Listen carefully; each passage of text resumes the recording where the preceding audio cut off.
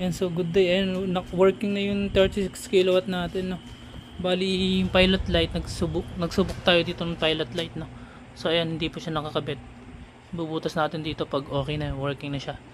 So ngayon, working na yung unit, no. Ito yung battery. Ayan yung battery natin. Nakaparallel yan dito. Ayan, pinarallel muna natin pansamantala dyan.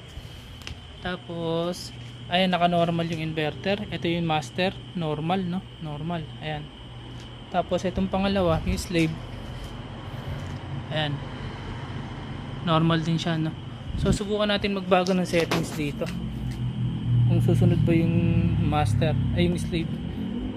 Yung max charge natin, subukan natin ilagay muna ng, pakita pala muna natin to, bila. Ilang, kung ilan to. So ayan, naka 60 siya, no, naka 60. So subukan natin dito sa master natin, gawin natin 80. Dapat sumunod yun kung talagang nag-uusap sila. So ayan, check natin. Punta tayo dito, back muna natin. So ayan, 80. Sumunod yung slave natin, no. So ayan, working na yung unit ni bossing. Ito yung ATS natin, ganyan po siya kaganda, no. So subukan natin ang load testing. So ang load lang natin mahina lang, 1.6 lang to. So testingin naman natin, ano, 0 siya ngayon, no. Ayan, 0. Tayo natin paanda rin to. Ayan, umilaw ba siya? Ayan, umilaw na siya. Check natin dito.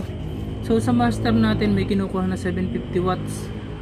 Sa slave naman may kinukuha na 760. Ayan, yun yung nakukuha niya. Naghahati sila. Bali, hati silang dalawa.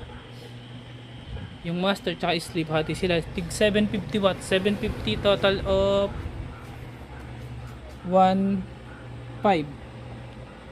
Ayan, 760 to. Ayan, 750. Tapos, 750. Yan, 1.5 to. 1.5. So, ayan, working na yung unit ni bossing, no? Ayan, napakaganda. Ito ay 36 kilowatt. Ito yung 18 kilowatt times 2 parallel. So yun, working na siya, naging 36 kilowatt. So yun, working na. Thank you.